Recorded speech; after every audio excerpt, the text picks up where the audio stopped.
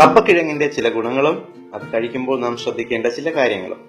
കപ്പക്കിഴങ്ങ്, മരിച്ചീനി, കൊള്ളിക്കിഴങ്ങ് ഇങ്ങനെ പല പേരിൽ അറിയപ്പെടുന്ന മലയാളികളുടെ ഈ പ്രിയപ്പെട്ട വിഭവം യഥാർത്ഥത്തിൽ സൗത്ത് അമേരിക്കൻ വംശജനാണ് എന്ന് പലർക്കും അറിയില്ല. ചെറിയ ചിലവിൽ രുചിയേറിയതും പോഷകഗുണമുള്ളതുമായ ഭക്ഷണമാകാനുള്ള കഴിവുകൊണ്ടാണ് കപ്പക്കിഴങ്ങ് നമുക്ക് ഇത്രയേറെ പ്രിയപ്പെട്ടതാകുന്നത്.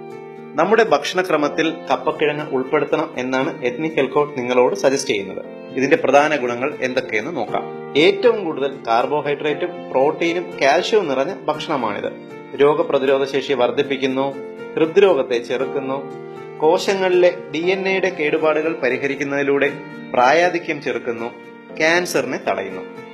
ആഴ്ചയിൽ ഒരിക്കലെങ്കിലും ഇത് കഴിച്ചാൽ യുവത്വത്തെ തിരിച്ചു കൊണ്ടുവരും എന്ന് സൗത്ത് ചൈനയിലെ യൂണിവേഴ്സിറ്റി ഓഫ് ടെക്നോളജി തെളിയിച്ചിട്ടുണ്ട്.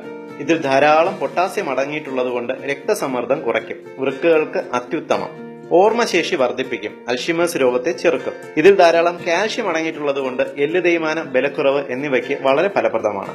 കപ്പ കഴിച്ചാൽ പ്രമേഹ രോഗം കൂടുമെന്ന വിശ്വാസം പൊതുവെ മലയാളികൾക്കുണ്ട്. എന്നാൽ അറിയുക, ധാരാളം ഫൈബർ അടങ്ങിയിട്ടുള്ളതിനാൽ ഇത് പ്രമേഹ രോഗികൾക്ക് കഴിക്കാവുന്ന ഭക്ഷണമാണ്. 2006 ആഫ്രിക്കയിൽ നടത്തിയ പഠനത്തിൽ പതിവായി കപ്പ കഴിക്കുന്നവരിൽ പ്രമേഹ രോഗത്തിന്റെ തോത് കപ്പ കഴിക്കാത്തവരെ അപേക്ഷിച്ച് വളരെ കുറവാണ് എന്ന് കണ്ടെത്തുകയുണ്ടായി. നാം ദിവസവും കഴിക്കുന്ന തവിടില്ലാത്ത വെള്ളയരി ഉപയോഗിച്ചുള്ള ഇഡ്ഡലിയും ദോശയും ചോറുമെല്ലാം ഉപയോഗിക്കുന്നതിനേക്കാൾ വളരെ സുരക്ഷിതമാണ് കപ്പ എന്ന് തിരിച്ചറിയുക. നിങ്ങൾക്ക് മൈഗ്രെയിൻ തലവേദനയുണ്ടോ എങ്കിൽ കപ്പ കഴിക്കുക, തലവേദനയ്ക്ക് ആശ്വാസം ലഭിക്കുന്നതാണ്.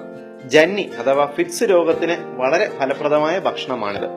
മുടിപൊഴിച്ചിൽ, പ്രത്യേകിച്ച് തലയോട്ടിയിലെ ഫംഗസ് ബാധ ചെറുക്കാൻ ഇത് വളരെ ഫലപ്രദമാണ്.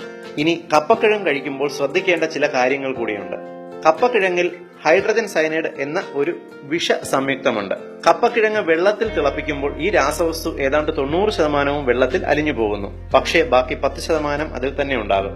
ഇത് നിർവീര്യമാക്കാൻ പ്രോട്ടീൻ അടങ്ങിയ ഭക്ഷണങ്ങളായ ഇറച്ചി, മീൻ എന്നിവ ചേർത്ത് കഴിക്കുക. നിങ്ങൾ വെജിറ്റേറിയൻ ആണെങ്കിൽ കപ്പയോടൊപ്പം പയറോ ബീൻസോ കടലയോ കറിവെച്ച് ഉപയോഗിക്കുക. ഈ പ്രോട്ടീൻ ഭക്ഷണത്തിലെ നൈട്രൈറ്റുകൾ കപ്പക്കിഴങ്ങിലെ രാസവസ്തുവിനെ നിർവീര്യമാക്കും. മലയാളികളുടെ ഇപ്പോഴത്തെ ഒരു പ്രധാന ദുശ്ശീലമാണ് കപ്പ ചിപ്സ്. ഇത് കഴിവതും ഒഴിവാക്കുക. കാരണം കപ്പ ചിപ്സ് പതിവായി കഴിക്കുന്നവരിൽ കൊളസ്ട്രോളും ട്രൈഗ്ലിസറൈഡും കൂടുന്നതായി പഠനങ്ങൾ തെളിയിച്ചിട്ടുണ്ട്. ഏറ്റവും ഉപകാരപ്രദമായ ഹെൽത്ത് ഇൻഫർമേഷൻസ് നിങ്ങൾക്ക് വേണ്ടി അവതരിപ്പിക്കുന്നത് ethnichealthcode.com.